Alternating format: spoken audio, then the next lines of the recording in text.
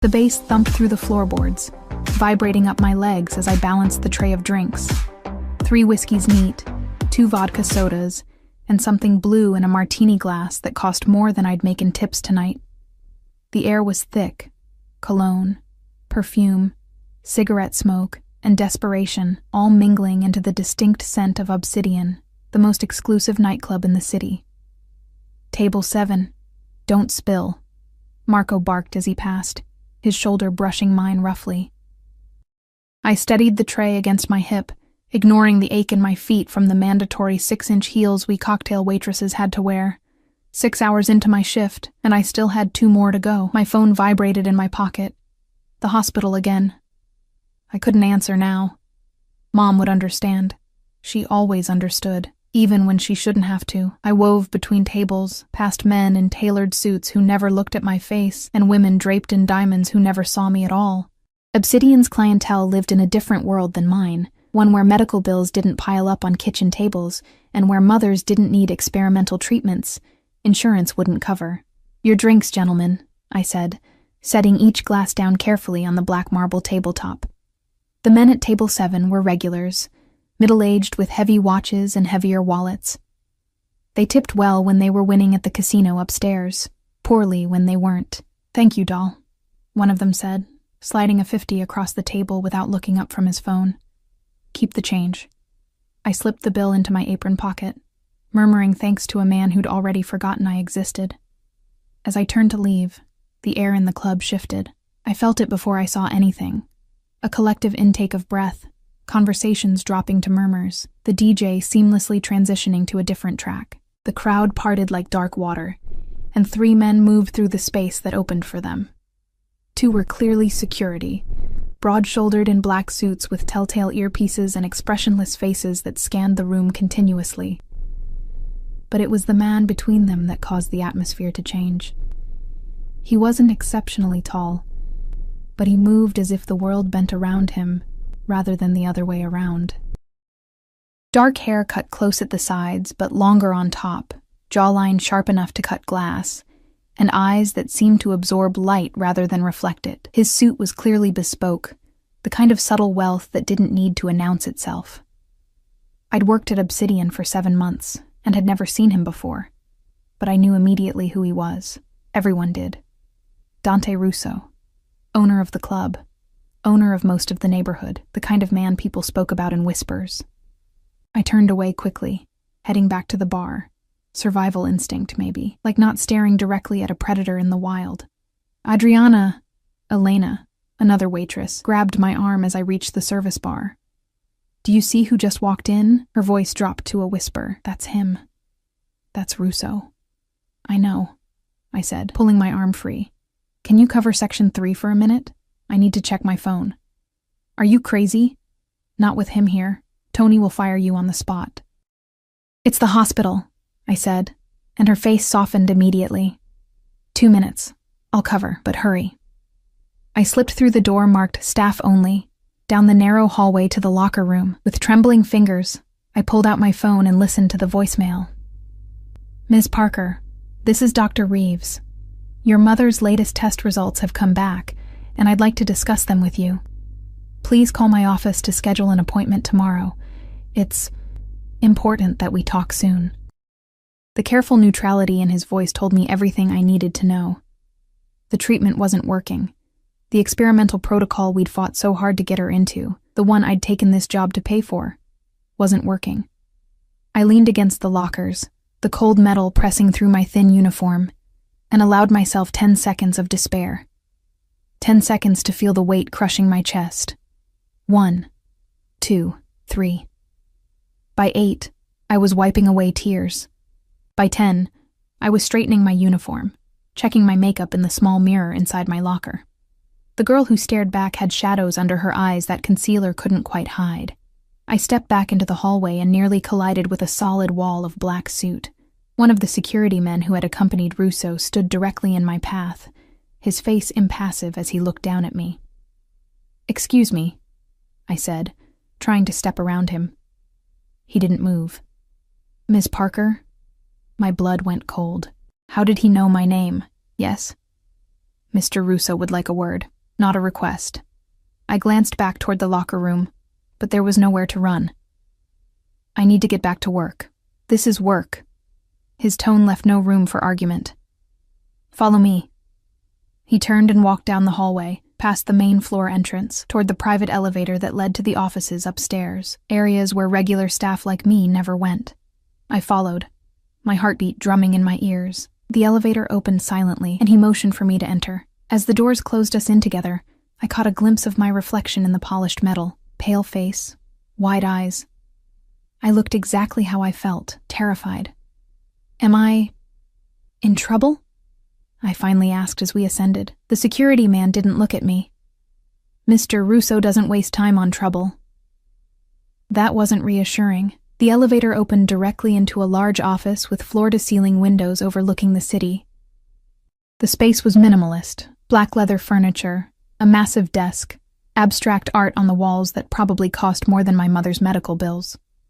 Dante Russo stood with his back to us, looking out at the city lights, a tumbler of amber liquid in his hand.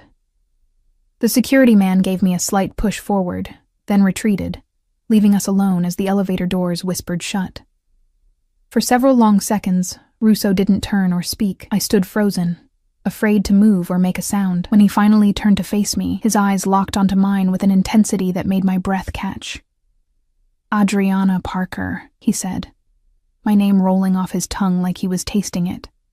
24 years old, English literature major who dropped out in your final year when your mother got sick, working 3 jobs to pay for her treatment, living in that run-down apartment building on Westfield Avenue, the one with the broken security door and the super who never fixes the heating.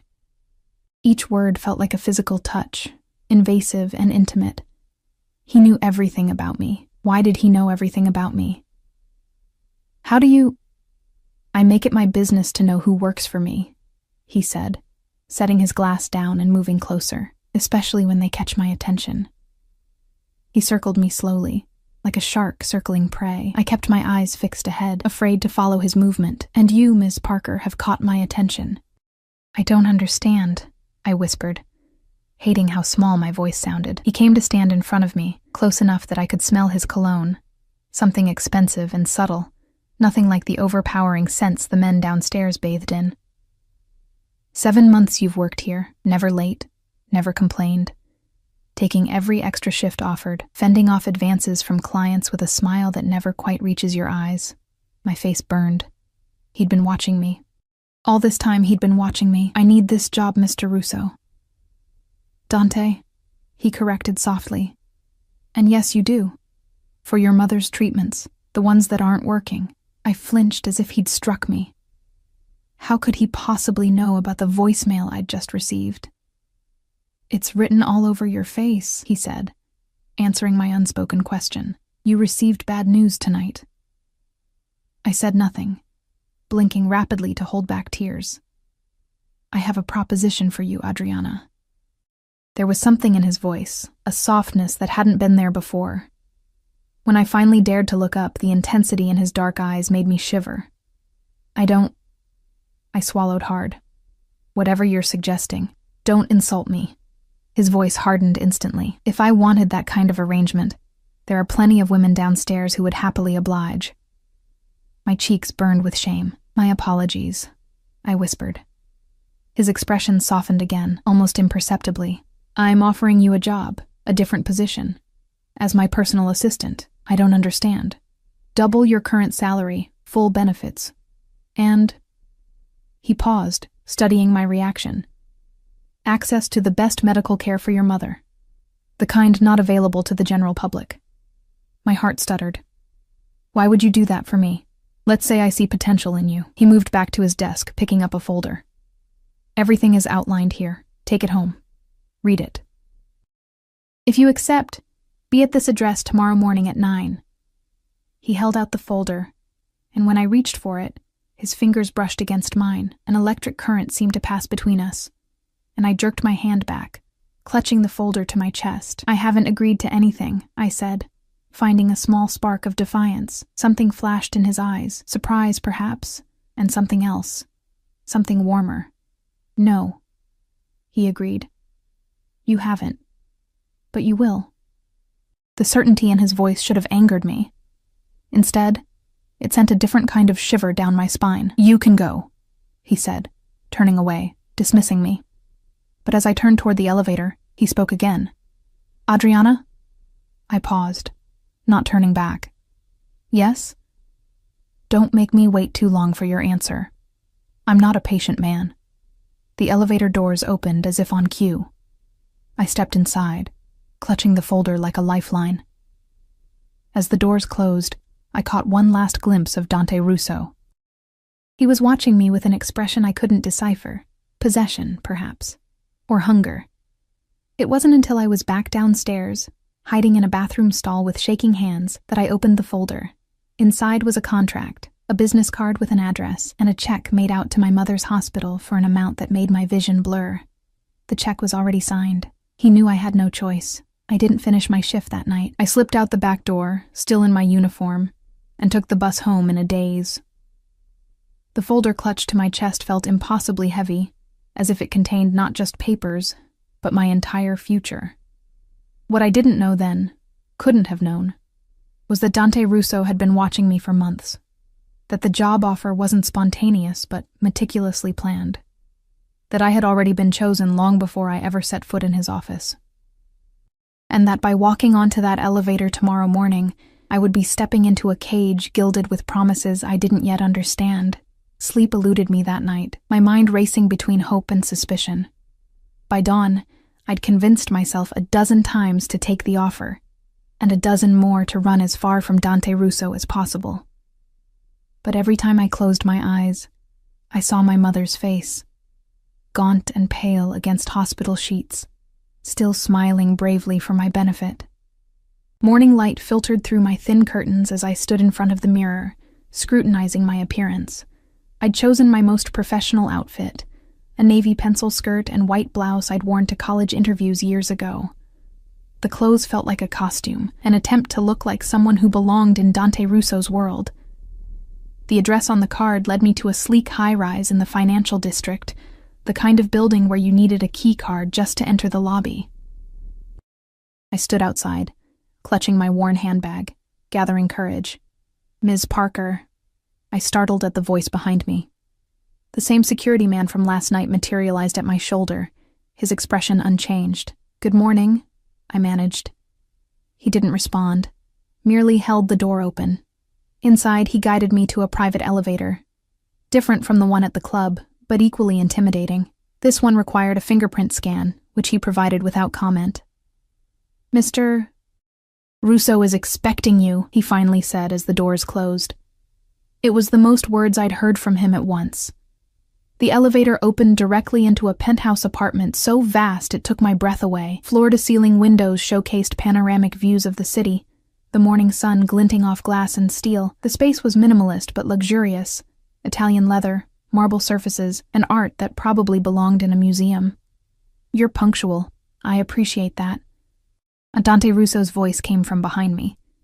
I turned to find him watching me with those same intense eyes that had haunted my dreams last night. He wore a charcoal suit that fit him like armor, a subtle contrast to the man I'd seen in the club. Daylight softened none of his edges.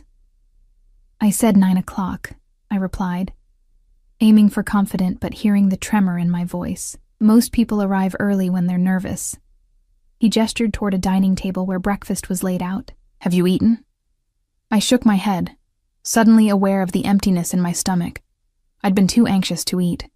Sit, he commanded softly. Not a request. I obeyed, perching on the edge of a chair as he took the seat opposite. A woman appeared silently, not security, but staff of some kind, and poured coffee into delicate china cups before disappearing again. I assume you've read the contract? Dante said, stirring his coffee without looking at it. Yes. I'd read it a dozen times, searching for hidden clauses or traps. It's generous. Do you have questions? I had hundreds, but one burned brighter than the rest. Why me? His lips curved slightly, not quite a smile. Direct. Good. He set his spoon down precisely beside his cup. You're intelligent, observant, and discreet. You handle difficult situations with grace. And you have motivation beyond money, my mother. Yes. His eyes never left mine. Those who work for money alone can be bought. Those who work for something more valuable cannot. And what exactly would I be doing as your personal assistant? The title felt loaded, dangerous. Whatever I require. At my expression, he added, administrative duties, scheduling, correspondence, accompanying me to meetings and events, being an extension of my will when I'm not present. I don't have experience with any of that. You'll learn.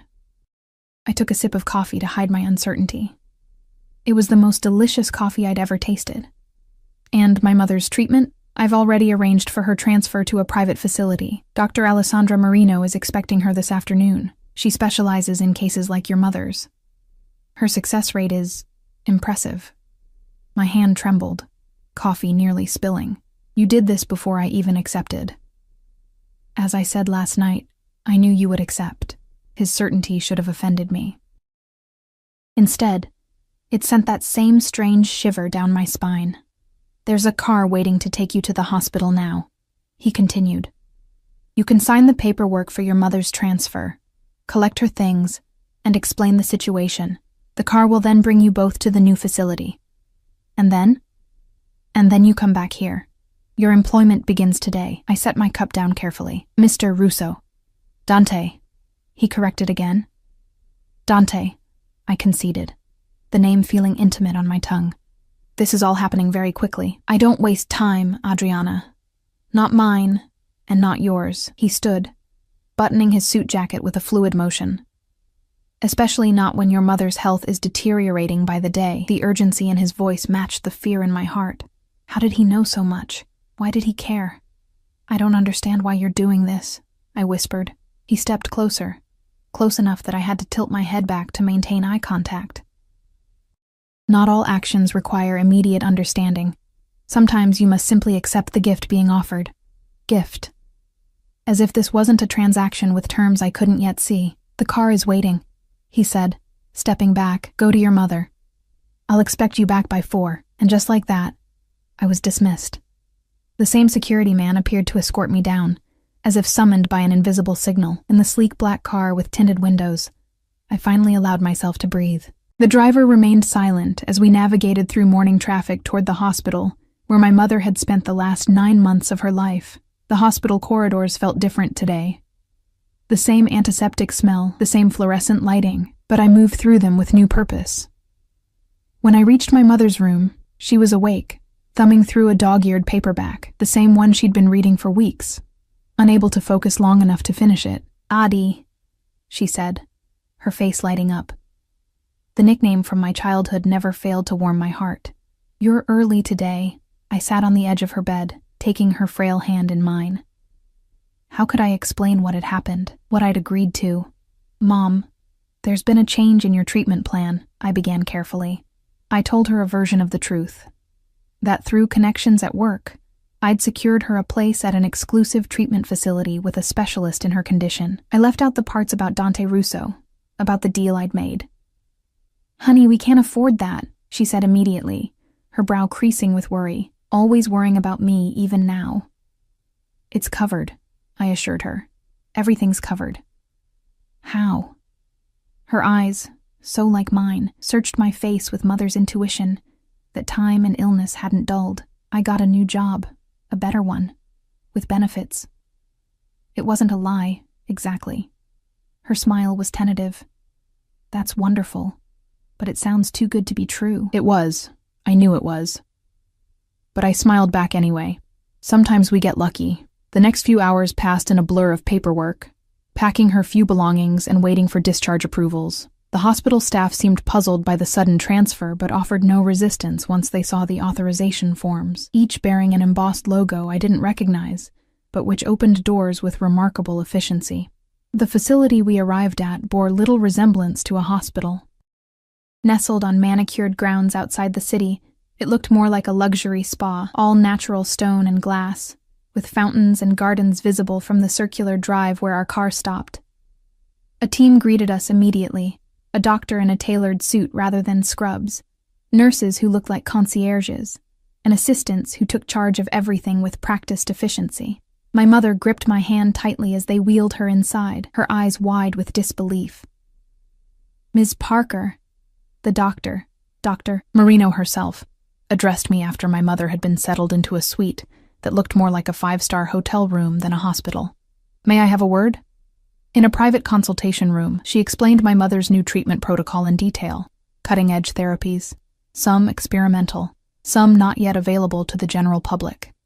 Hope bloomed in my chest for the first time in months. "Mr. Russo has given explicit instructions regarding your mother's care," Dr. Saung, Marino said, studying me with curious eyes. "She is to receive the absolute best we can provide, without limitation."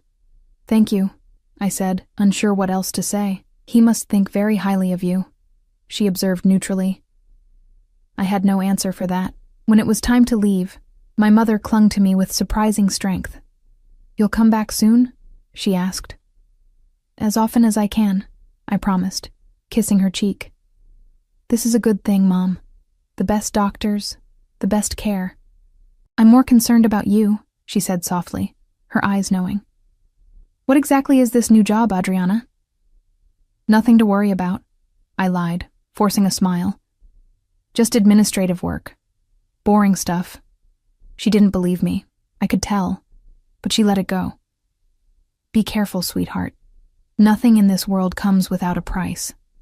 The truth of her words haunted me on the drive back to the city. What price would Dante Russo eventually demand? The car delivered me back to the high-rise at exactly 3:45. The security man, whose name I still didn't know, escorted me up to the penthouse. This time, Dante wasn't alone. 3 men in suits were seated in the living area, tumblers of dark liquor in hand despite the early hour. They fell silent when I entered, all eyes turning to assess me with open curiosity. "Gentlemen," Dante said, rising smoothly, "my new assistant, Adriana Parker." The way he said "my" sent a ripple of awareness through me. "The one from the club?" one of the men asked with a smirk. "Older, with silver at his temples and an expensive watch glinting at his wrist." "Adriana, these are my associates," Dante continued, ignoring the question. "Mr. Vega, Mr. Caruso, and Mr. Leone." I nodded politely, uncomfortable under their scrutiny. "A pretty addition to your staff," Leone said in heavily accented English, raising his glass in my direction, though perhaps a distraction. "Adriana, wait for me in my office," Dante said, his tone light but his eyes hardening. "Through those doors." I moved quickly, relieved to escape. Behind me, I heard Dante's voice drop to a register that raised goosebumps along my arms. "She is not a topic for discussion." The office was as imposing as the rest of the penthouse, masculine and minimalist, with another stunning view of the city. I stood awkwardly, unsure where to wait, or what to do with myself. A photo on the desk caught my eye, the only personal touch in the room, a family portrait, a man and woman with 3 young boys, all dark-haired and solemn-faced. The oldest boy, perhaps 10, had eyes I recognized. "My father, mother, and brothers," Dante said from the doorway, making me jump. I hadn't heard him approach. "I'm sorry. I wasn't—" "It's there to be seen," he said, closing the door behind him. The sounds of the men in the other room were immediately silenced. "Your family," I said, stating the obvious. "Gone now." His expression revealed nothing, but his voice held centuries of pain. "All of them. I'm sorry." He dismissed my sympathy with a slight shake of his head. "How is your mother settling in?" "Well, I think it's amazing there. Dr. Marino is the best. If anyone can help your mother, she can." "Thank you," I said, the words inadequate for the hope he'd given me. "I don't know how I'll ever repay—" "You work for me now," he cut me off. "That's repayment enough." He moved to a cabinet, unlocked it with a key from his pocket, and removed a sleek laptop and a phone still in its box. "These are yours. The laptop has everything you need to begin learning your duties. The phone is secure. Only I can reach you on it." He set them on the desk between us. "Your personal phone stays here when you leave each day." "You want my personal phone? I want no distractions when you're not here, and no security risks. The only people who need to reach you can do so through me. Control." This was about control. "What about my apartment? My things?" Already taken care of. Your lease has been paid out, and your belongings are being packed as we speak. They'll be delivered to your new residence tomorrow." My new residence? The ground seemed to tilt beneath my feet. "The floor below this one. It's more convenient for your duties, and significantly more secure than your current situation." Anger flared through my shock. "You can't just—" "I can and I have." His tone brooked no argument. "Your safety is now my concern, Adriana. The work you'll be doing for me requires discretion and security." "What kind of work requires that level of security?" I demanded, finding courage in indignation. He studied me for a long moment, then gestured for me to sit. I remained standing. "What do you know about me, Adriana? About what I do?" "You own the club," I said carefully. "And other businesses, I assume." A smile touched his lips, almost sad. "A diplomatic answer. Let me be more direct. You know who I am, what I am. Everyone in this city does, whether they speak it aloud or not." My heart raced. "I've heard things. And yet you came here today. You accepted my offer. For my mother." "Yes. For your mother." He stepped closer. "I respect that loyalty. It's why you're here. But understand this. From this moment forward, that same loyalty belongs to me. My business, my secrets, my interests are now yours to protect." "What exactly is your business, Dante?" I asked, suddenly needing to hear him say it.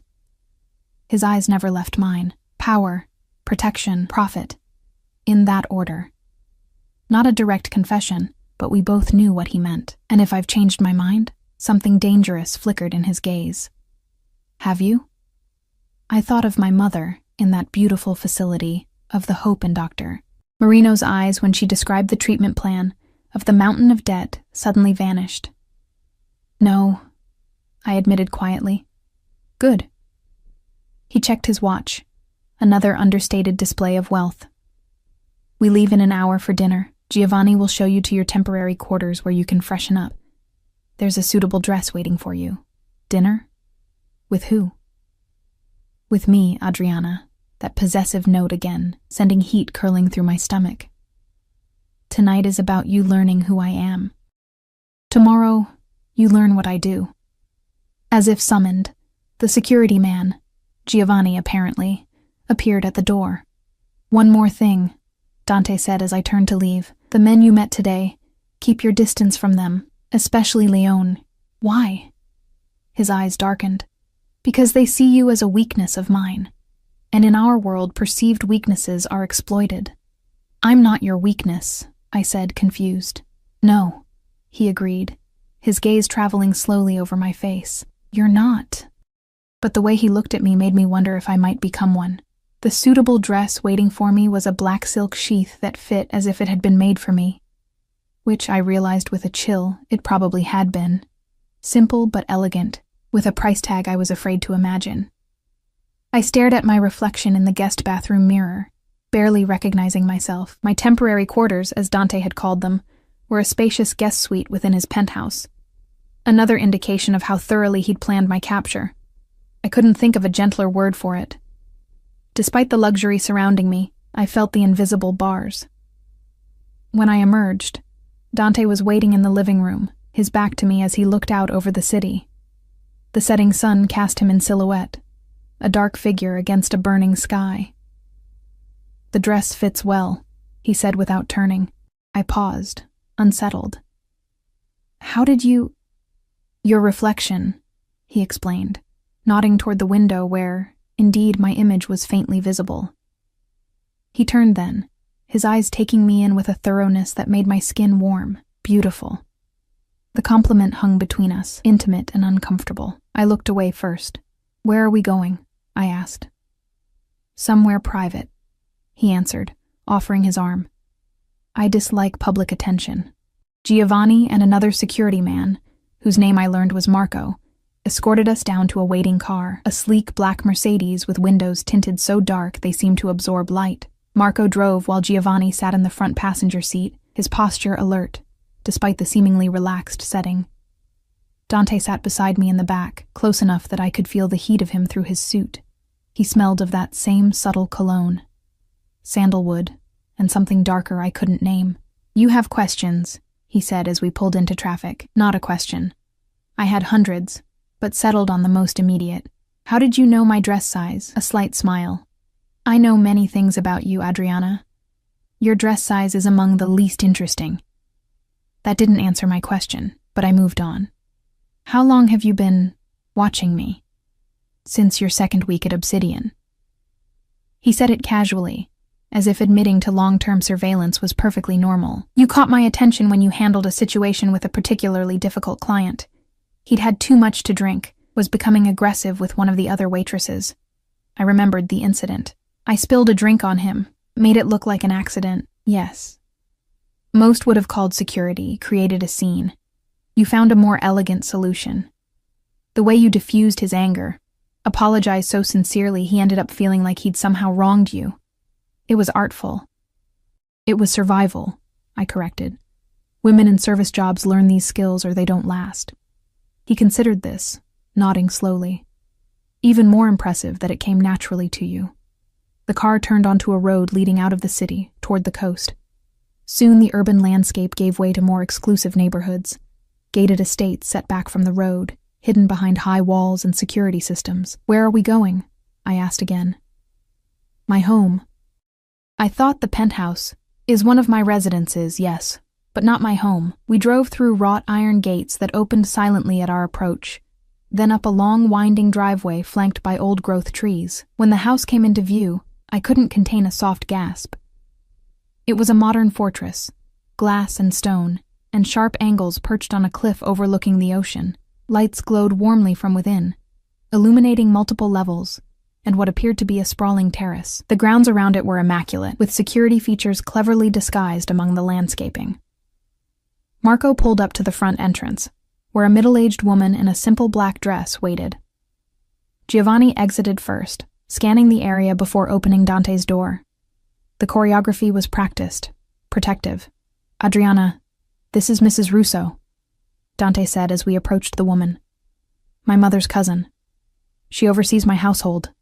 The woman's eyes assessed me quickly, revealing nothing. Welcome, Miss Parker, she said, her accent similar to Dante's but heavier. Dinner is prepared. Inside, the house was a study in contrasts. Cold modernism softened by touches of old-world elegance. Art that belonged in museums hung casually on walls. Antique furniture sat alongside contemporary pieces. The overall effect was disorienting, like stepping between centuries. This has been in my family for 3 generations, Dante explained as we moved through the space. Though I've made significant modifications. I could only imagine what kind of modifications a man like Dante Russo would make to a family estate. Security systems, certainly. Perhaps escape routes. Maybe even the kinds of rooms no one spoke about. Dinner was served in a dining room with a wall of glass overlooking the ocean. The table was set for 2, with fine china and crystal that caught the light from the chandelier above. Mrs. Russo supervised 2 young men who served us silently, some sort of fish I didn't recognize, prepared simply but exquisitely, paired with wine that probably cost more than my monthly rent. You're not eating, Dante observed after several minutes of silence. I forced myself to take a bite, though my appetite had fled. It's delicious, I said truthfully. But you're distracted. His perception was unnerving. Ask what you want to know, Adriana. Tonight is for honesty between us. I set down my fork. What do you want from me? He took a sip of wine, considering. Loyalty, discretion, intelligence. And nothing more? His eyes met mine over the rim of his glass. Would it bother you if there were more? Heat crept into my cheeks. I'm not. That is. I know what you're not, Adriana, he said softly. You're not for sale. Not in that way. I've made that clear from the beginning. Relief and something like disappointment mingled uncomfortably in my chest. Then why am I here? In your home? Wearing clothes you provided? Eating at your table? This feels very personal for a business arrangement. Because it is personal, he said simply. Everything I do is personal. I don't separate business from the rest of my life the way some men do. And what is your business, exactly? I pressed, emboldened by the wine and his apparent openness. You own the club, but that's not all.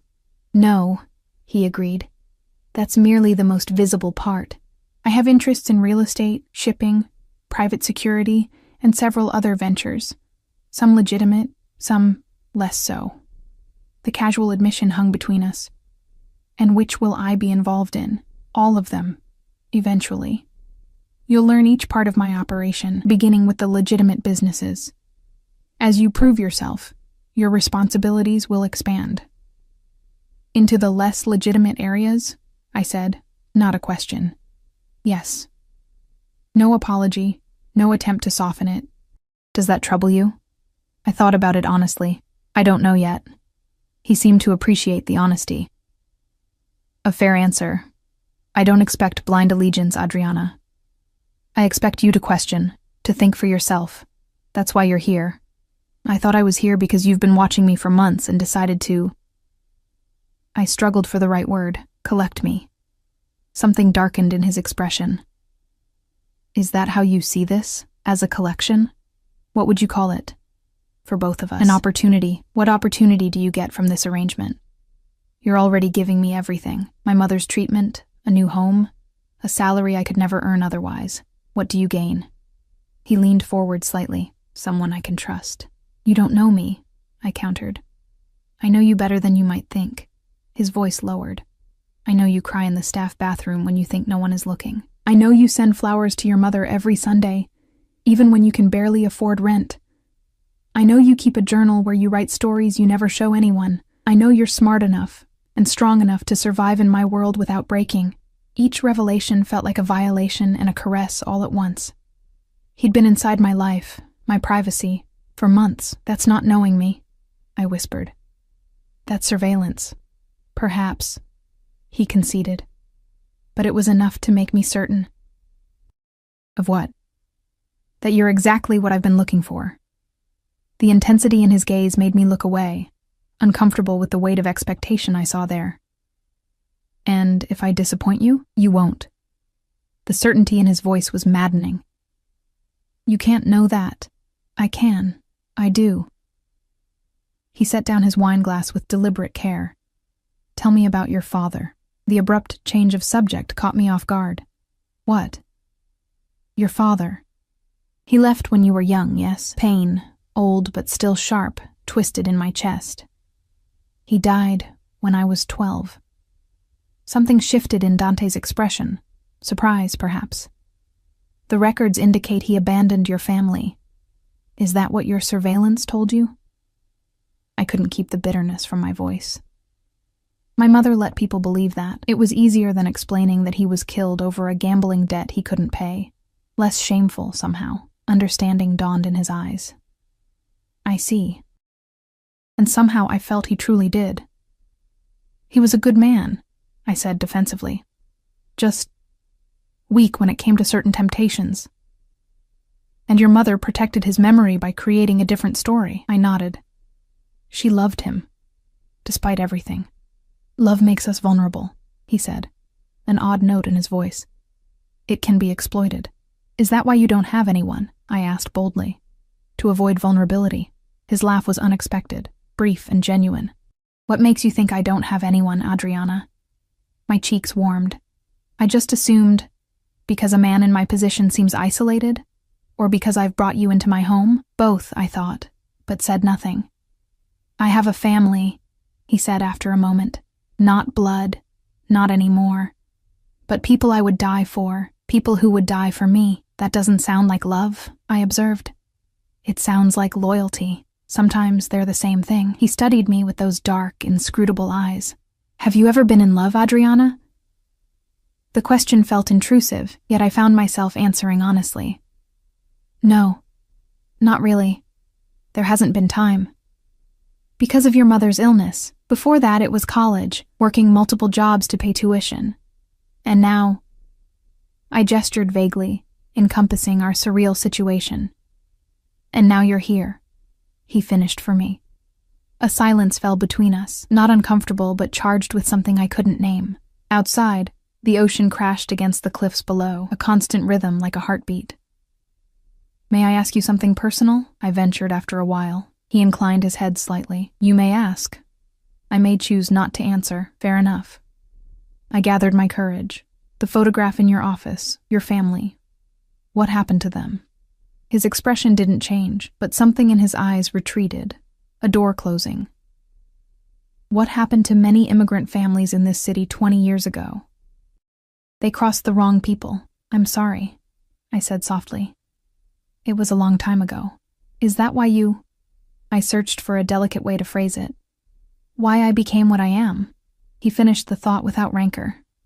Partially. It's difficult to believe in legitimate authority when it fails to protect those you love.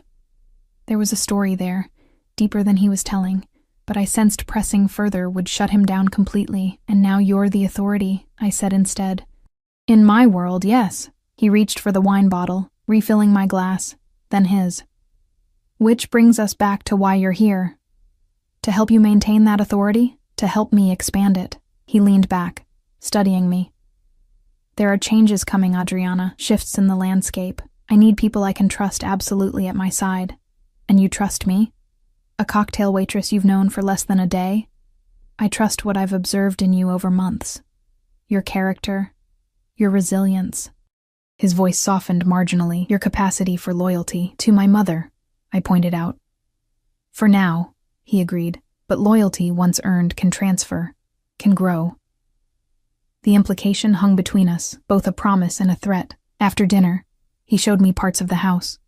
A library with first editions that made my literature-loving heart race. A terrace overlooking the churning ocean below. A room filled with art that belonged in museums.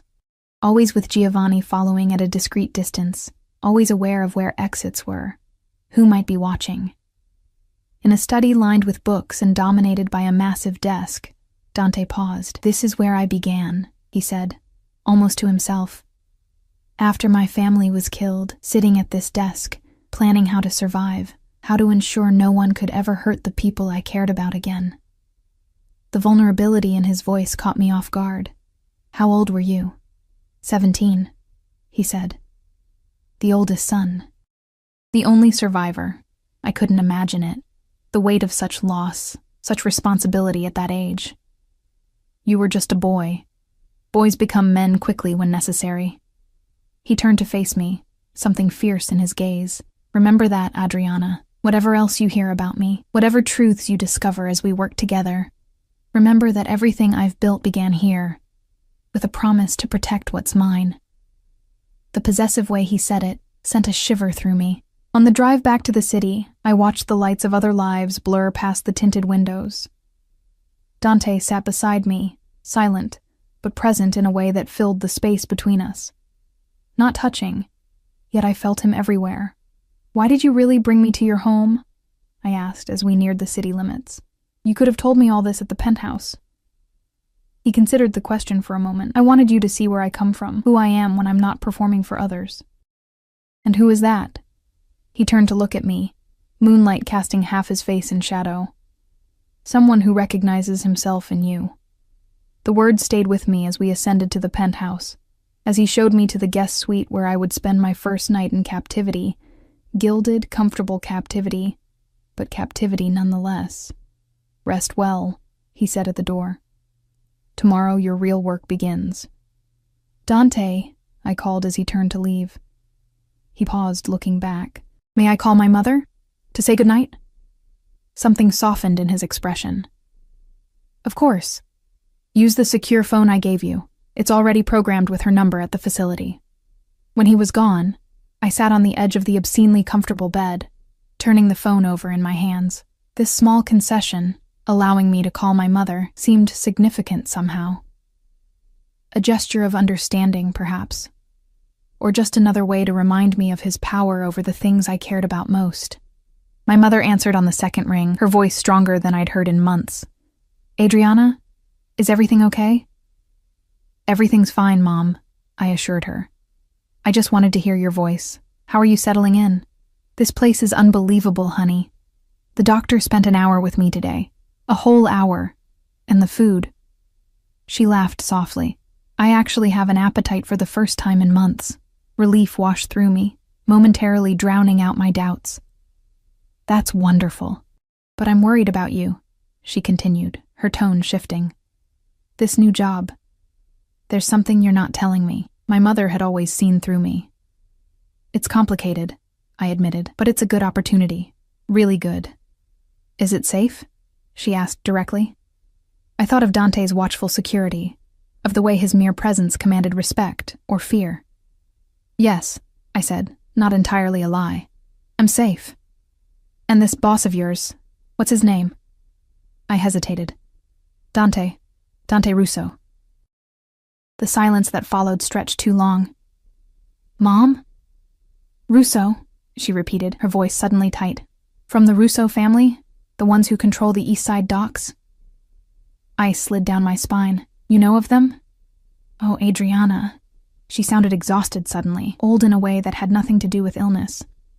What have you gotten yourself into? It's not what you think, I said automatically, though I wasn't sure what she thought exactly. How do you know about the Russo family? Another long pause.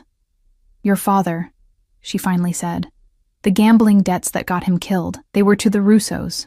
The world tilted beneath me. What? Not directly to them, she clarified quickly. To one of their associates. A man named Vega. One of the men in Dante's penthouse earlier. The one with the silver at his temples and the heavy watch. Are you sure? I whispered. I never forget a name like that, she said wearily. Not when it cost me my husband. My mind raced. Did Dante know? Was that why he'd chosen me? Some twisted game of revenge or atonement? Adriana, listen to me. My mother's voice grew urgent. You need to get away from them. Whatever they're offering, whatever they're paying you, it's not worth it. I can't, I said, the truth of it settling like a stone in my stomach. Your treatment, this facility. I would rather die than have you caught up with those people, she said fiercely. Don't say that. My voice broke. Please don't say that. We were both silent for a moment, the weight of revelation heavy between us. Be careful, she finally said. Promise me you'll be careful. I promise, I whispered, though I had no idea what careful meant in Dante Russo's world. After we hung up, I sat motionless on the bed, my mind spinning with possibilities. Dante had said he'd been watching me for months. Had he known about my father all along? Was I part of some elaborate scheme I couldn't yet see? Or was it truly coincidence, the cruel kind that seemed to govern my life? I wouldn't sleep tonight, I knew, not with these questions burning through me. Tomorrow, when I faced Dante again, I would have to decide. Confront him with what I'd learned, or keep this knowledge to myself. A small piece of power in a game where I had none. For now, I sat in the luxury he'd provided, feeling more trapped than I'd ever felt in my life. Dawn found me curled in a chair by the window, watching the city emerge from darkness. I hadn't slept. My mind had circled endlessly around my mother's revelation, examining it from every angle, searching for meaning. The Russo family, Vega, my father's debts, Dante's interest in me. There had to be a connection. Coincidences this precise didn't exist in real life. A soft knock at my door startled me. I opened it to find Mrs. Russo, not Dante's mother's cousin from last night, but a different woman entirely. She was younger, perhaps 40, with a crisp uniform and an efficient manner. Good morning, Miss Parker. Mr. Russo asked me to bring you these. She handed me a garment bag and a box. Breakfast will be ready in 30 minutes. Mr. Russo will meet you then. Before I could respond, she was gone, leaving me with more questions. The garment bag contained a tailored black pantsuit that fit me perfectly, and the box held leather pumps that were both elegant and practical. The message was clear. I was being remade in Dante's image. I showered and dressed mechanically, my mind still churning. By the time I entered the dining room, I'd made my decision. I would say nothing for now. I would watch and learn, gathering information until I understood exactly what Dante wanted from me. He was already seated, reading something on a tablet that he set aside when I entered. His eyes moved over me approvingly. You look rested, he lied politely.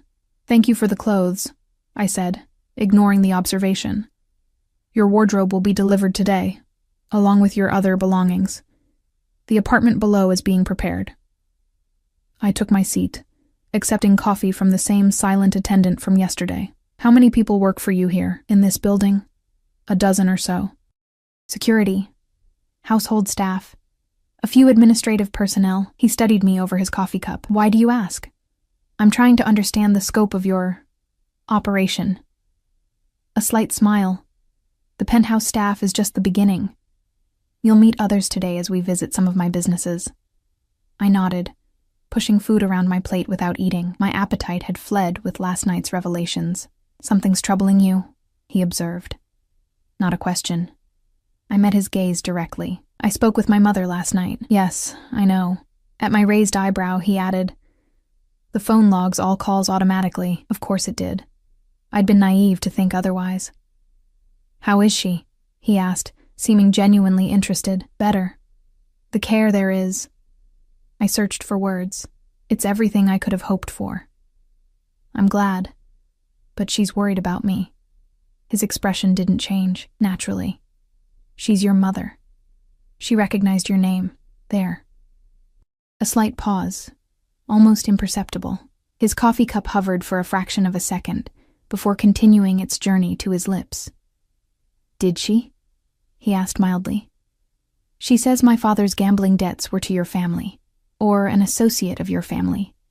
A man named Vega. Dante set down his cup carefully. Your mother is well informed, so it's true? Partially. I waited, but he offered nothing more. Are you going to elaborate? He studied me for a long moment, as if deciding how much to reveal. Your father borrowed money from Antonio Vega. Yes.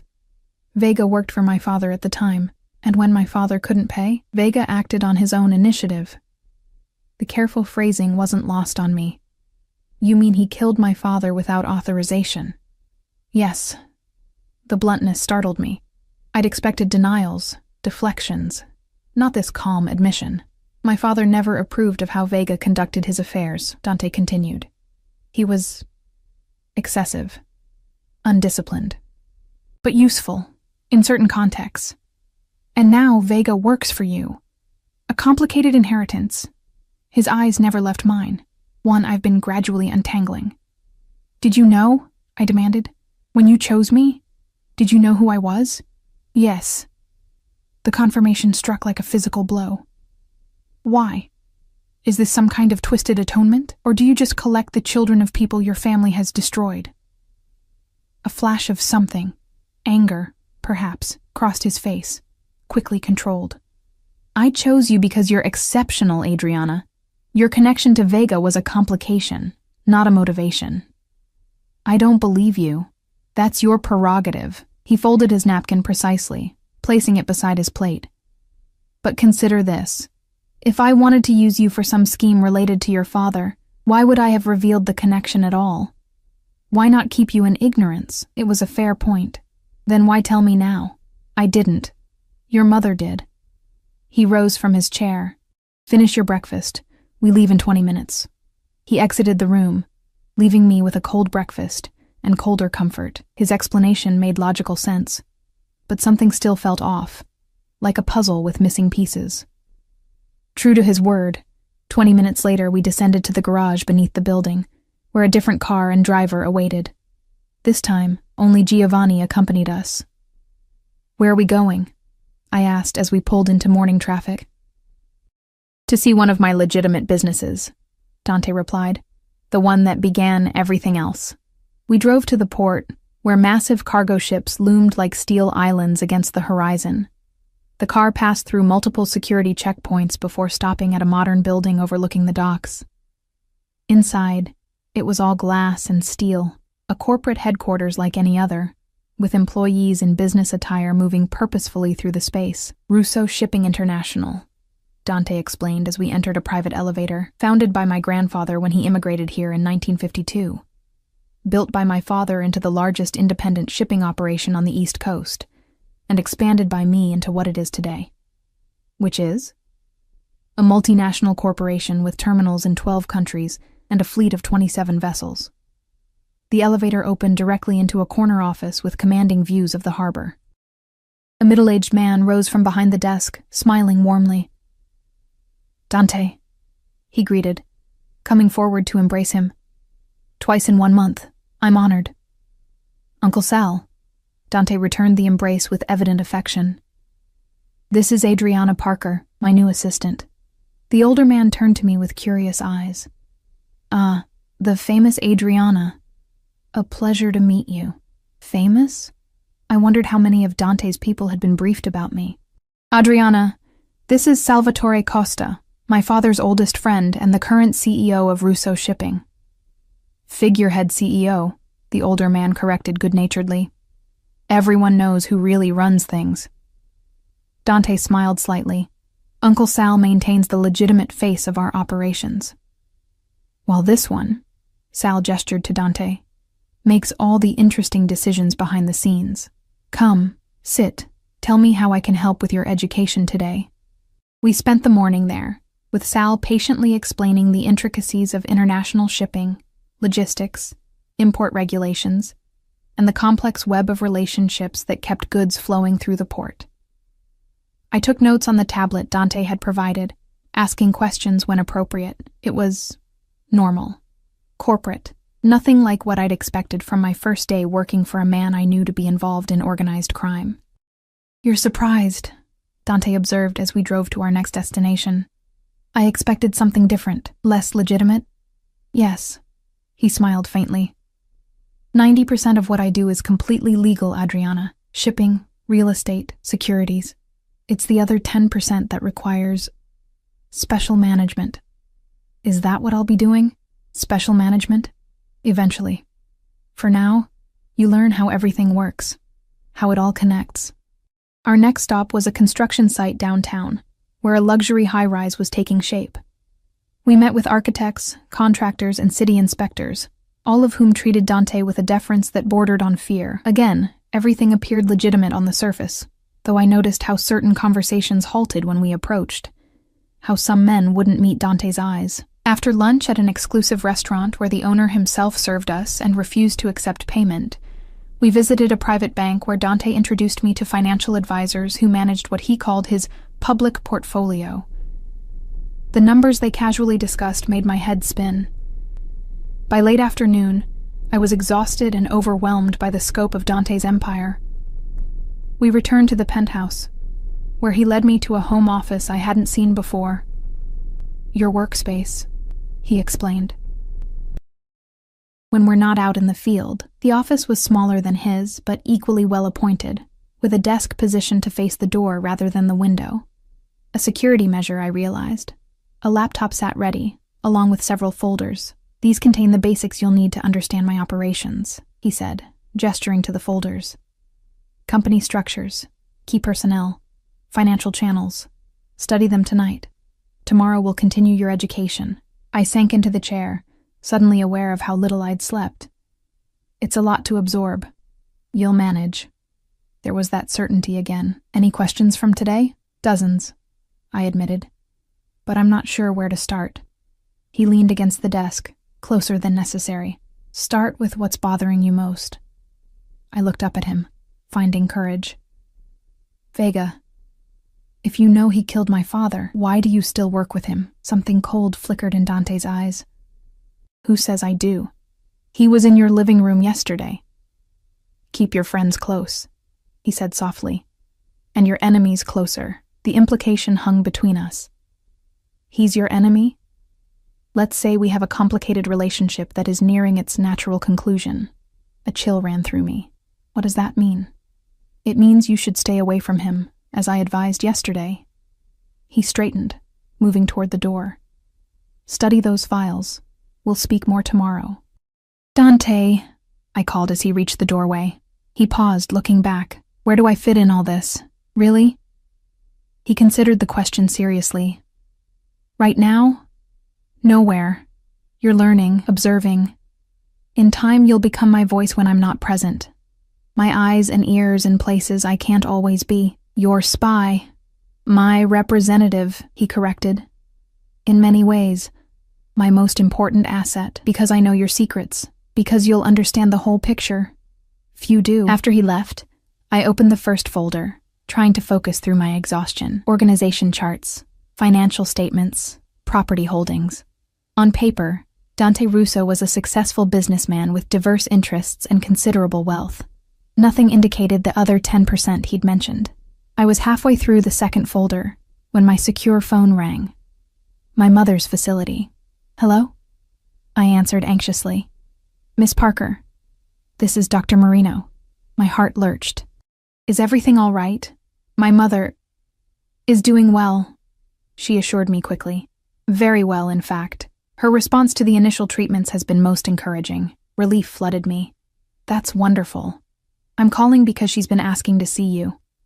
I understand your new position keeps you busy, but perhaps you could visit tomorrow, even briefly?"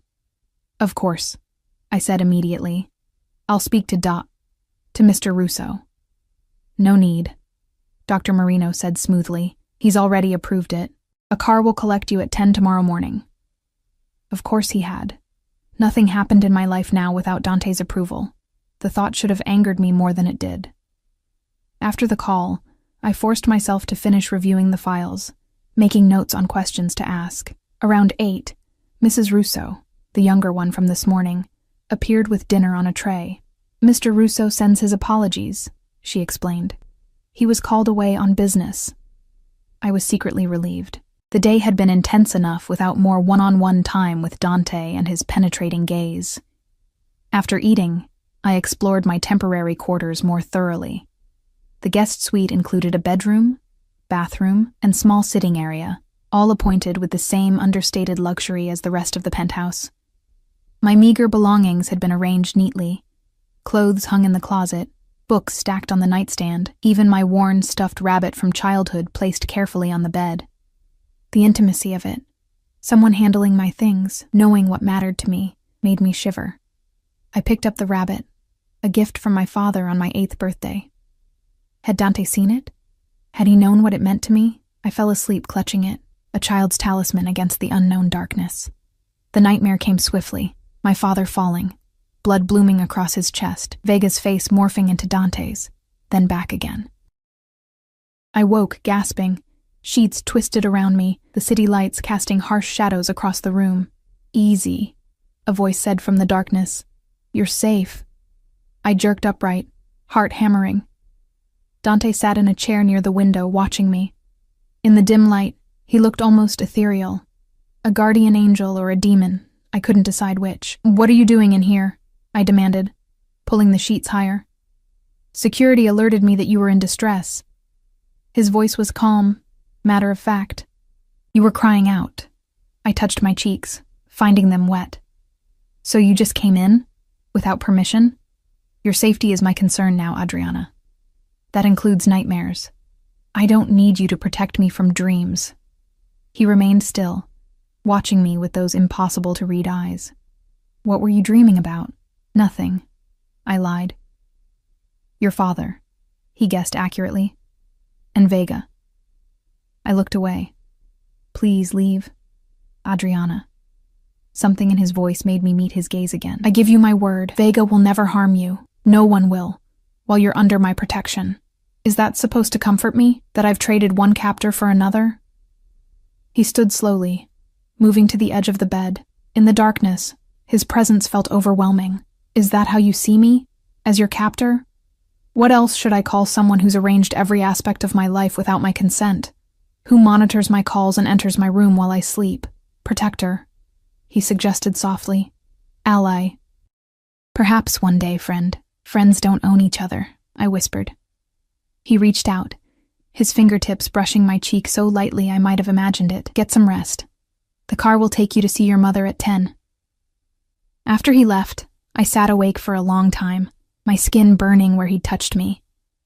Morning brought clarity, or at least the semblance of it. I showered and dressed in clothes that still felt like a costume, a simple blue dress from my new wardrobe, elegant but understated. As promised, a car waited downstairs at 10, with Giovanni at the wheel. "No escort today?" I asked as we pulled away from the building. "Mr. Russo has meetings," Giovanni replied, the most words I'd heard from him at once. "I'm to remain with you at the facility." The drive to my mother's treatment center took nearly an hour, giving me time to gather my thoughts. I needed to warn her to be careful what she said. If my phone was monitored, The facility was surely under Dante's surveillance as well. My mother was sitting in a garden courtyard when I arrived, color in her cheeks that I hadn't seen in months. She rose to embrace me, and I was shocked by the strength in her arms. "You look better," I said, blinking back tears. "I feel better," she replied, holding me at arm's length to examine me. "And you look different." "New clothes," I said awkwardly. "Part of the job." We sat on a stone bench beneath a flowering tree, Giovanni standing at a discreet distance that was still close enough to overhear anything said above a whisper. "He's one of them?" my mother asked quietly, nodding toward Giovanni. I nodded slightly. "We should be careful what we discuss." She squeezed my hand in understanding. "Tell me about your new job then, in general terms." I gave her an edited version of the past 2 days. Administrative assistant to a businessman with diverse interests, learning the ropes of his organization, living in a company apartment for convenience. "And this businessman," she said carefully, "he treats you well?" "Yes," I answered truthfully. "He's been considerate." She studied my face, reading between the lines as mothers do. "But you're not free to leave." I glanced at Giovanni, then back at her. "It's complicated. My position requires certain commitments." "Adriana." She took both my hands in hers. "Whatever they're holding over you, even my life, it's not worth your freedom, your safety." "I am safe," I insisted, "and I'm learning things, important things." "About what happened to your father?" I nodded slightly. "Be careful," she whispered. "These people, their world operates by different rules, different values. I'm beginning to see that," I admitted. "But I think Dante may be different from what we assumed." A shadow crossed her face. "Don't be fooled by charm or kindness, honey. Men like that, they take what they want, and once they have it, they don't let go." I thought of Dante's words last night. Protector, ally, friend, and the unspoken possibility beneath them. "I know what I'm doing," I said, trying to convince myself as much as her, "and I'll be careful. I promise." We spent the next hour talking about her treatment, the facility, anything but the dangerous truth of my situation. When it was time to leave, she held me tightly. "I love you," she whispered in my ear. "Remember who you are." In the car, Giovanni remained silent as we wound back toward the city. I stared out the window, turning my mother's warning over in my mind. Remember who you are. But who was I now? The girl who had served drinks at Obsidian felt like a stranger, someone from another lifetime. As we approached the outskirts of the city, Giovanni's phone rang. He answered with a single word, listened for a moment, then made a sharp turn onto a different highway. "Where are we going?" I asked, suddenly alert. "Change of plans," he said tersely. "Mr. Russo wants you brought to him directly." "Where is he?"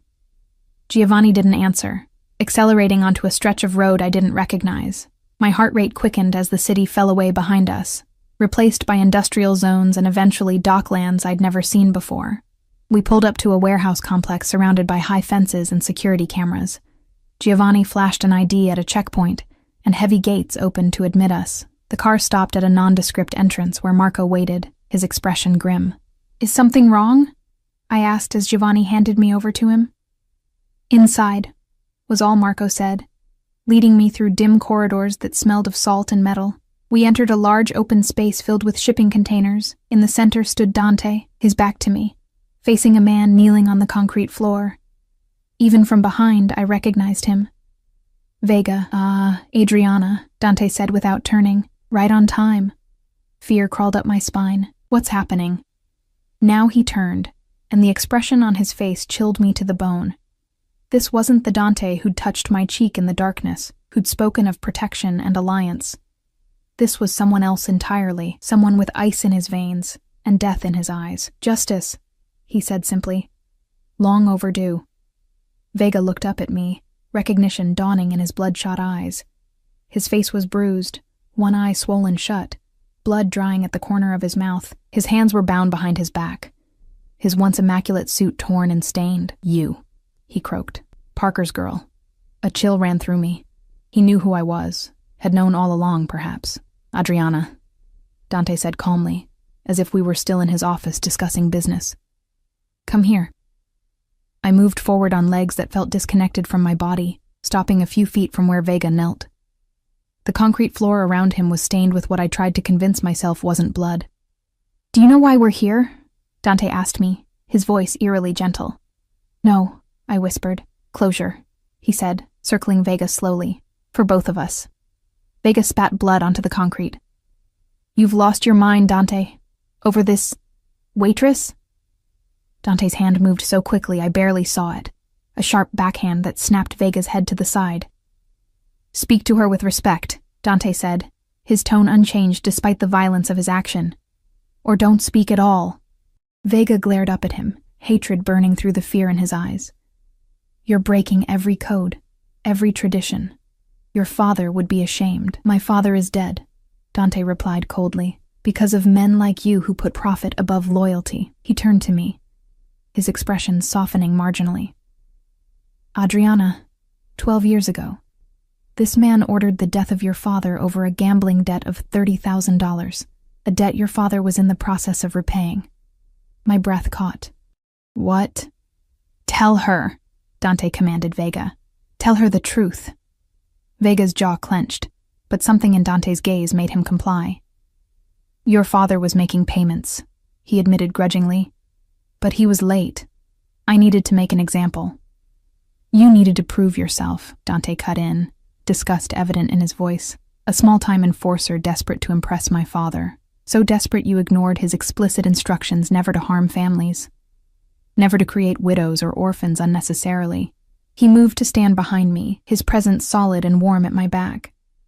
The same night Antonio Vega had your father killed Adriana, he also ordered the hit on my family. 2 birds, 1 stone.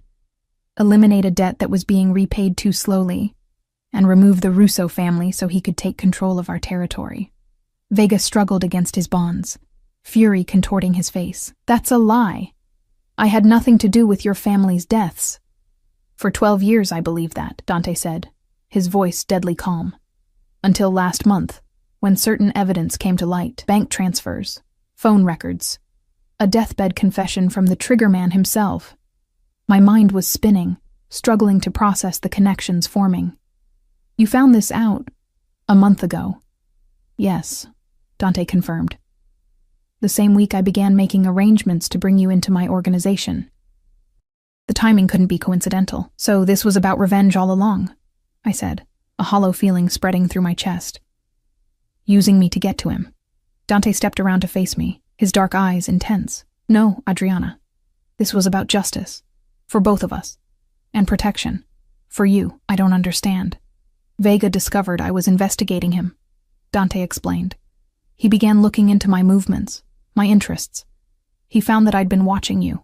He would have eliminated you simply for being connected to me, just as he once eliminated your father for a trivial debt. So you... What? Decided to keep me close to protect me? Initially, yes.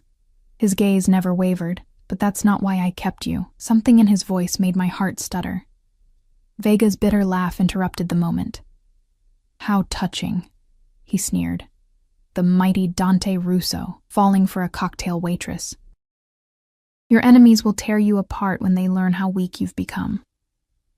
Dante didn't look at him. They're welcome to try. What happens now? I asked, fear creeping back as I remembered where we were. What was happening? Now you have a choice, Dante said, reaching inside his jacket to withdraw a handgun.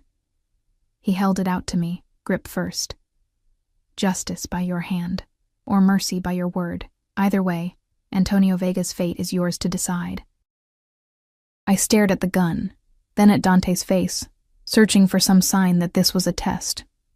That he didn't actually expect me to make this choice, but his expression remained resolute, expectant. I can't, I whispered, stepping back from the weapon. I'm not a killer. No, Dante agreed, lowering the gun. You're not. That's part of why I... He paused, something vulnerable crossing his face before disappearing behind his mask of control. Please, I said, finding my voice. Don't do this. Not for me. It's not just for you. His eyes hardened as he turned back to Vega. It's for my family, for your father, for every life this man has destroyed pursuing his own ambitions. And what about your soul? I asked desperately. Doesn't killing him make you just like him? Dante smiled slightly, a sad twist of his lips. My soul was compromised long ago, Adriana. But yours doesn't have to be. He studied me for a long moment. If you truly want him spared, I'll respect your wishes. But understand what that means. He'll be exiled, not freed, never allowed to return, never allowed near you or your mother again. Relief washed through me, followed quickly by suspicion. Had this been his plan all along? To offer me this choice, knowing what I would choose, to appear merciful while still getting what he wanted? Why give me this decision? I asked. Why not just do what you've clearly already decided to do? Because you deserve closure, he said simply. And because I needed to see if you could show mercy to the man who destroyed your family. It tells me more about you than any surveillance ever could. The calculation behind his words should have chilled me, but instead I felt a strange sort of wonder. Every move in Dante's world was strategic, layers within layers. Even this moment of apparent vulnerability was serving multiple purposes. I choose mercy, I said firmly.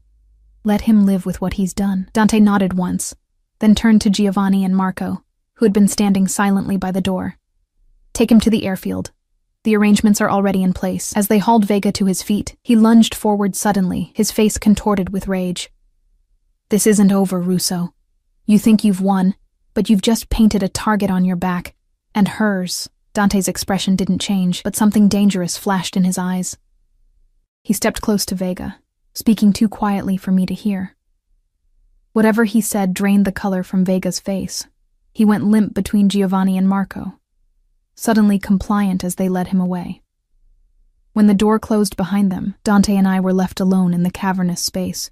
He tucked the gun back into his jacket and turned to me, his expression unreadable. Are you afraid of me now? He asked quietly. I considered the question honestly. I don't know what I feel. That's fair. He gestured toward the exit. Shall we go? In the car, he sat beside me, close enough that I could feel his warmth but not touching. The silence between us stretched, heavy with unspoken words. Finally, I broke it. Was any of it real? I asked. Anything you told me about why you chose me? He turned to look at me, his eyes softening. All of it was real, Adriana. Yes, I discovered the connection between us because I was investigating Vega. But everything I said about why I chose you was true. Your intelligence, your resilience, your loyalty. But you manipulated me, used my mother's illness, my desperate situation. I gave you what you needed, he corrected gently. And in return, you're giving me what I need. Which is? Someone I can trust. He held my gaze. Someone who sees the truth of me and doesn't run. How do you know I won't run, now that Vega is gone, now that my mother is receiving treatment? What's to stop me from walking away? His smile was sad. Nothing. If you choose to leave, I won't stop you. Your mother's treatment will continue regardless. The position I've offered you will remain open, but the choice is yours, as it always has been. I stared at him in disbelief. You're saying I can just go? If that's what you want.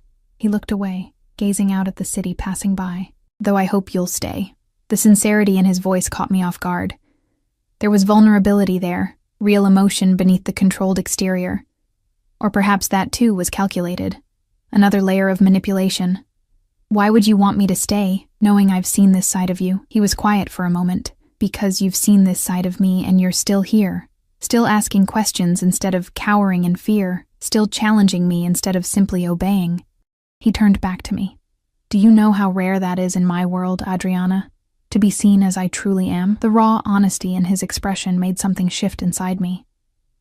This wasn't the calculated crime boss or the smooth businessman. This was just a man. Damaged, dangerous, but human. I need time, I said finally. To process everything. To decide what I want. Of course. He nodded once, decisive. Take all the time you need. Your apartment below the penthouse is ready. You can stay there while you consider your options. We rode the rest of the way in silence, but it was different now, less tense, more contemplative. When we reached the building, Dante escorted me to the elevator but didn't get in with me. "I'll be away for a few days," he said. "Settling matters related to Vega's departure. Use this time to think, to visit your mother, to decide your path forward, and if I'm gone when you return," something flickered in his eyes, pain perhaps, "then I'll have my answer." The elevator doors closed on his inscrutable expression, carrying me up to my new temporary home. Another gilded cage, but one whose door now stood mysteriously open. The apartment was stunning, smaller than Dante's penthouse, but designed with the same elegant minimalism. Floor-to-ceiling windows showcased the city spread below, lights beginning to twinkle as evening descended. My belongings had been arranged with care, making the space feel oddly personal despite its luxury. On the kitchen counter, I found a note in Dante's precise handwriting. "The refrigerator is stocked. The security desk has a car available for your use. Your mother is expecting you tomorrow at 2 p.m. D." Still orchestrating my life, even in his absence. The thought should have angered me, but instead I felt a strange sort of comfort in his attention to detail.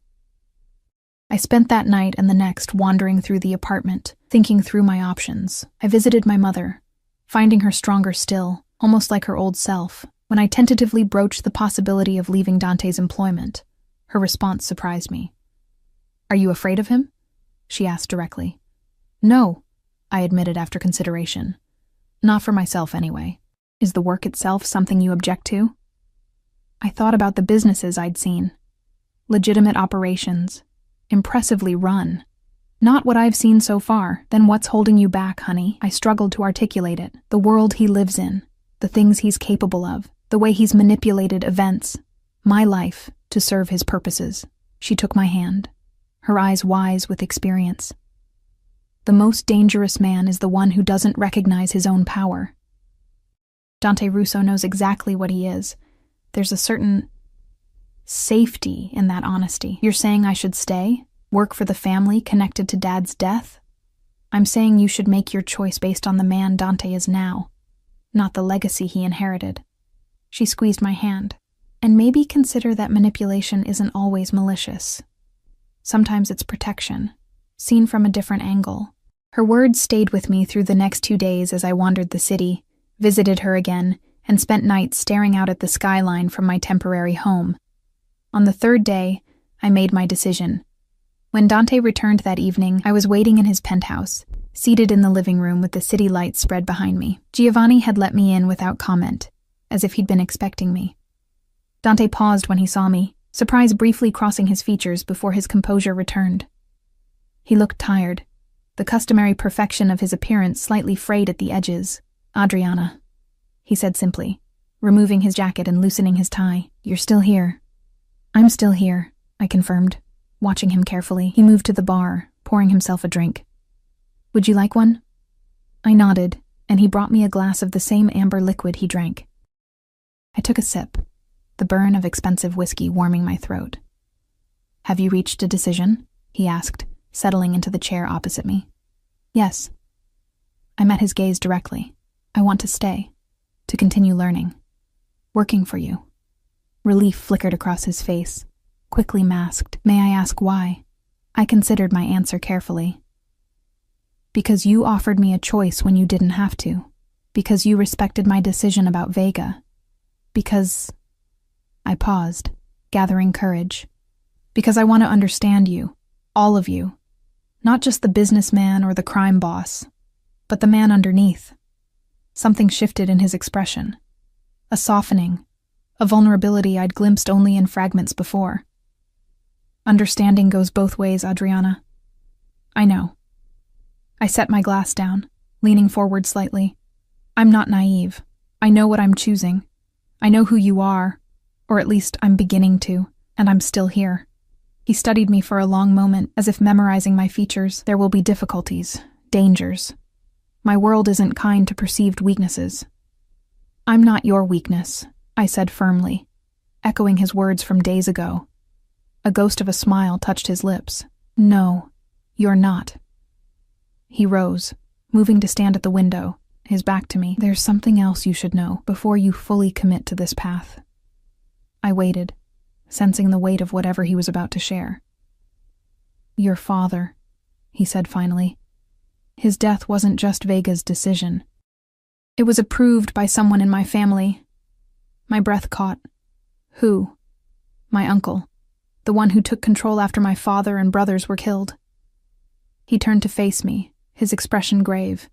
He's dead now, by my hand, when I discovered his betrayal 3 years ago. But I thought you should know the full truth. The revelation should have shocked me, but somehow it felt like the final piece of a puzzle sliding into place. Why tell me this now?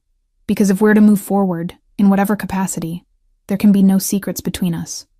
No manipulations. Not anymore. I rose, moving to stand before him. Thank you for the truth. His eyes searched mine, looking for fear or judgment, and finding none. You continue to surprise me, Adriana Parker. Good, I said simply. I intend to keep doing that. Something shifted between us then. An understanding, an alignment.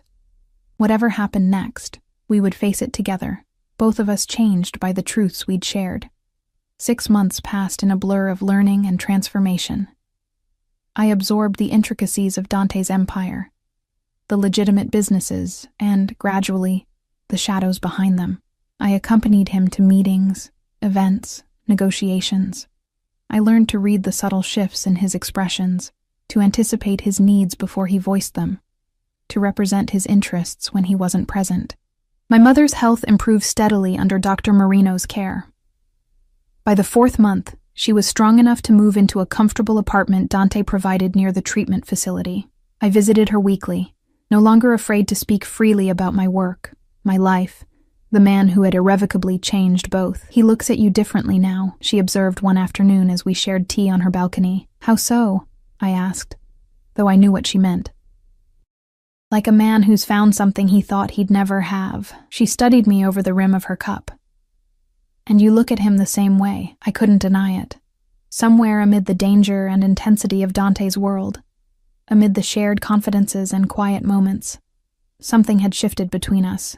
Not spoken yet, but present in every interaction. A current of possibility, of connection deeper than employer and employee.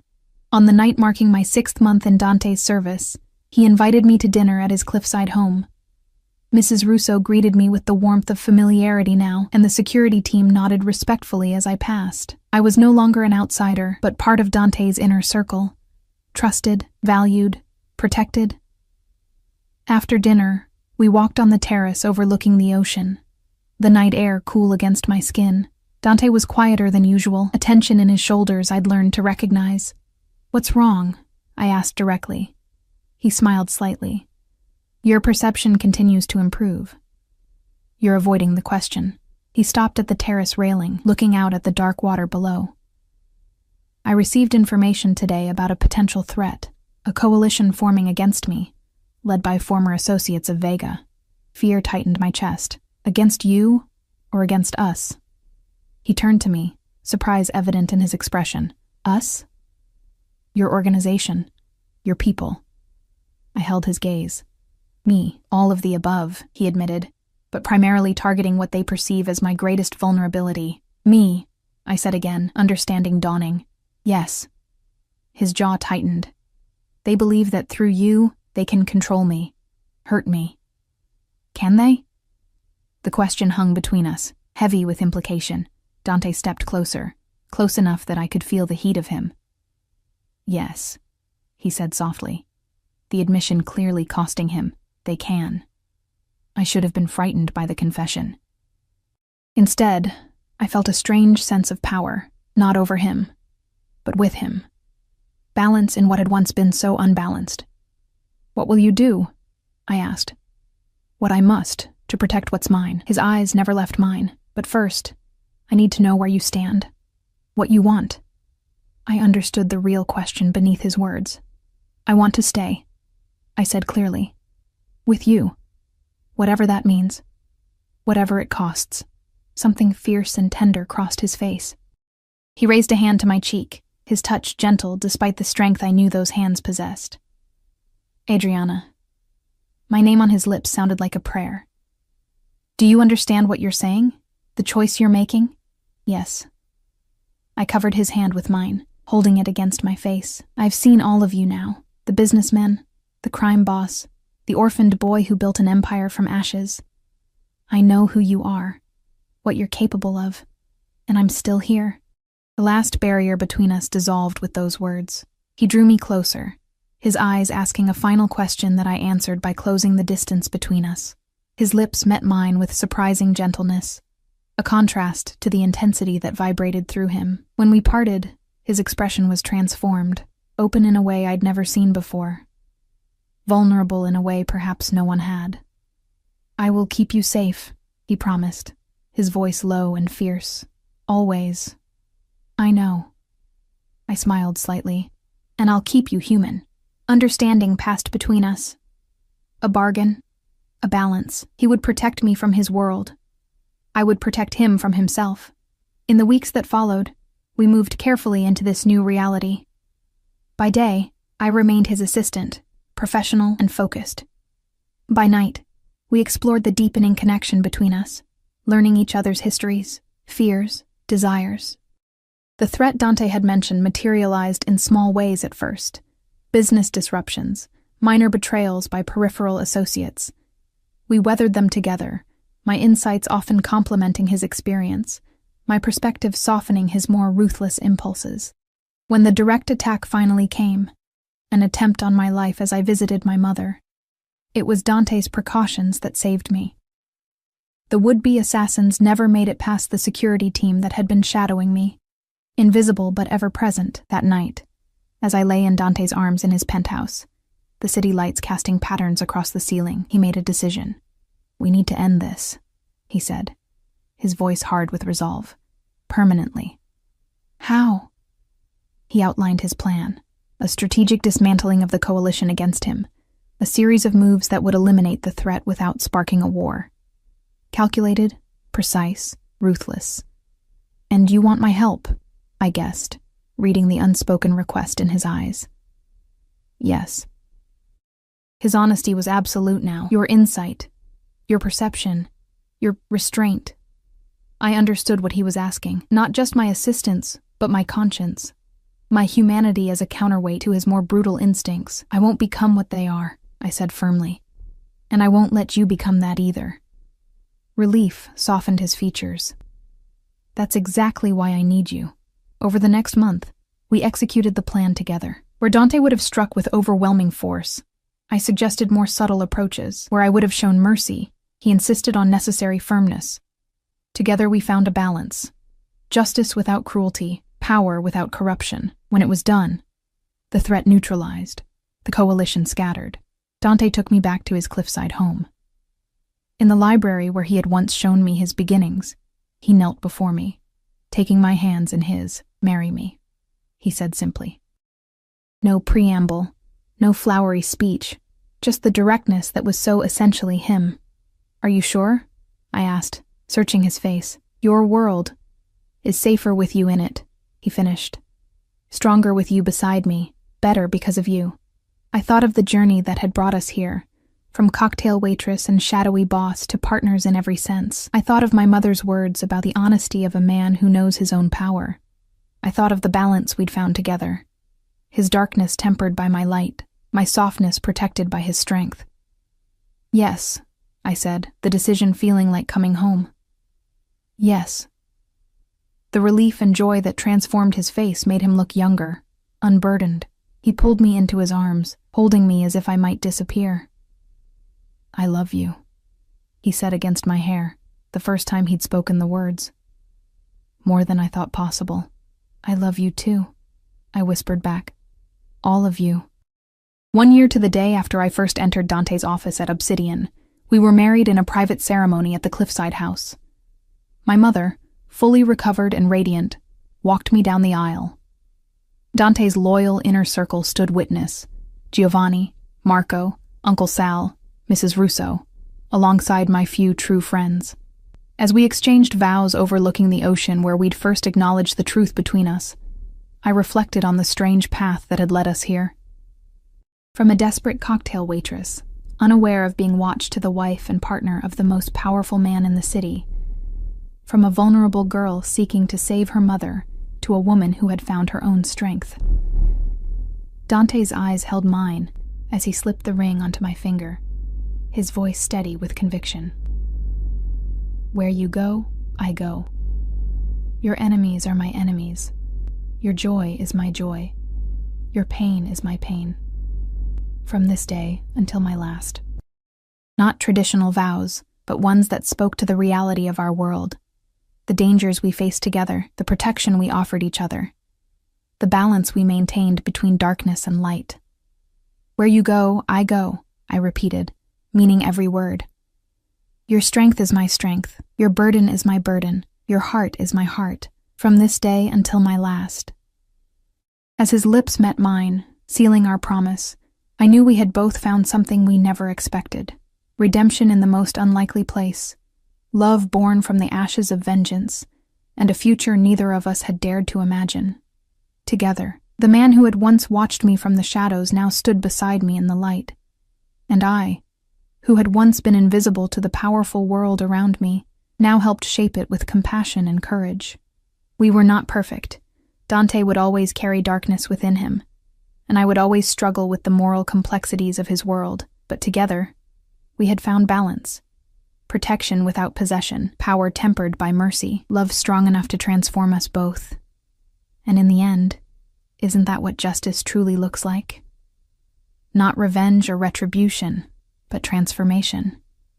The chance to become more than our histories, better than our circumstances, stronger through our union. As we faced our future together, Dante Russo and his unlikely bride, we carried that truth forward into whatever awaited us, that love, when chosen with open eyes and whole hearts, can redeem even the darkest pasts and illuminate the most uncertain futures.